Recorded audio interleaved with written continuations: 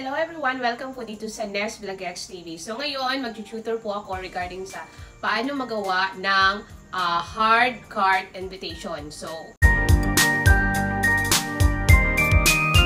Nes Vlogettes! Unang-una, i-picture ko muna kung ano ang materials na ating gagamitin. Okay? So, eto. Yung una is this one. The photo paper. Yan. Photo paper, double-sided glossy. So, ito talaga yung ginagamit ko kasi maganda siya. And then, I usually do the 200 GCM. Pero wala po ako ngayon. So, mag-tutorial tayo. So, gagamitin ko is 160 GSM. So, ito bilhin nyo. Meron din, may mga options. So, pag mag-bili kayo, much better na 200 para mas matigas talaga. And then, this one is cold laminating film. Okay? Mostly, ang gusto ko is matte, pero wala akong matte kasi naubusan na. So, I'm going to use the glossy one. Maganda din itong glossy, okay? So, this one, sa cold laminating to, para hindi masira yung print out natin. And last, yung para magpatigas sa ating card, this one, the PET. This one. Kasama na yung film niya. So, itong board lang ang ating gagamitin, okay? So, ito na yung mga materials natin na gagamitin, okay? So guys, stay tuned and be with me. Welcome to Nes Vlogettes TV. So, ayan po guys, yung layout ko. Mostly, ginagamit ko Microsoft Word lang kung isip.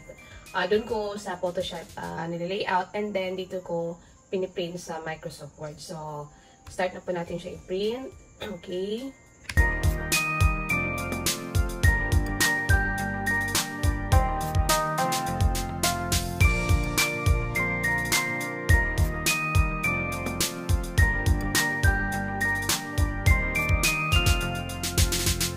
Guys, ito na po yung yung result. And then lagyan natin siya ng photo top na glossy, okay? Sandali lang po. Guys, mamaya natin siya gupitin kasi lalagyan muna natin ng photo top, okay? So ipi-peel off lang natin siya. Ayun. So pag mo peel off ganyan. And then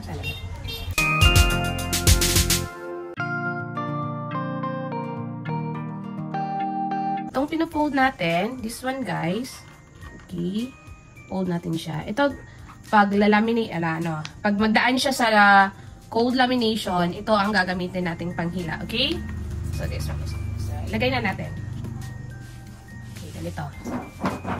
Ganyan. Dito lang muna sa taas po, ha? Para merong yan. So, mamaya, pag magdaan doon sa okay? So, ganyan lang yan. Very easy. So, meron tayong hawakan mamaya. So, let's go.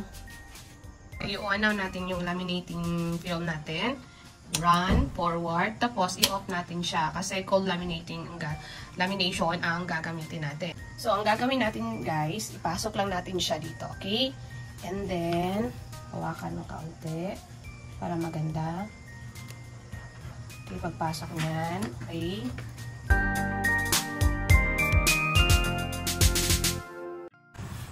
So, ayan na po guys. Nakita nyo naman, ang ganda ng resulta. So, hindi na yan mabasa kasi naka-phototop na po yan siya. So, guys, this one is the board. Okay, nagagamitin. So, isang face lang po ang ating, dito board, meron yan siyang film.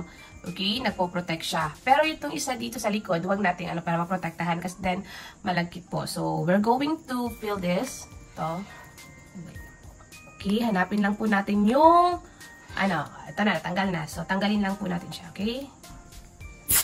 Okay, ganyan. May film. Ayusin ang pagkatanggal. Okay, ganyan. And then, so, same process po kanina. Ipi-peel off lang, ilalagay lang natin siya. Hindi pala pipeel off. So, ilalagay natin siya. Dahan-dahan kasi kailangan naka-center kasi yung maliit lang, mas malaki yung paper natin. Okay, ganito.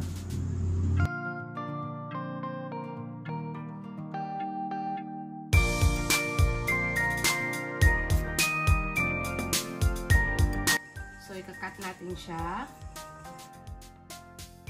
So guys, natapos din yung cutting natin. And then this one is the finished product. So ang ganda kasi glossy siya. Yan. Yan. Glossy. And then hard. So, pwede gawing pamaypay yung mga invitation, ganyan. Kasi mainit pag hindi naka-aircon. So, maganda. And then, makakatipid. Medyo, siguro mag-pricing. Medyo mahal siya. Pero, maganda siya pang front. And then, lagyan lang siguro ng hole dito. At, dito na naman mag-scroll dito sa likod. So, this one, yung finished product natin, dalawa ang ginawa ko. So, kailangan po natin yung cutter na matulis talaga. Kasi, pagkakat natin, kasi very hard yung kanina na ano ko sa pagkakat. So, this one, so I hope you learned something from my tutorial. And then, ano ko lang yung description at yung mga product dito sa baba. So, guys, don't forget to subscribe to my channel, Nes Vlogettes TV, and watch out for more tutorial videos, okay? So, thank you so much for watching. Bye!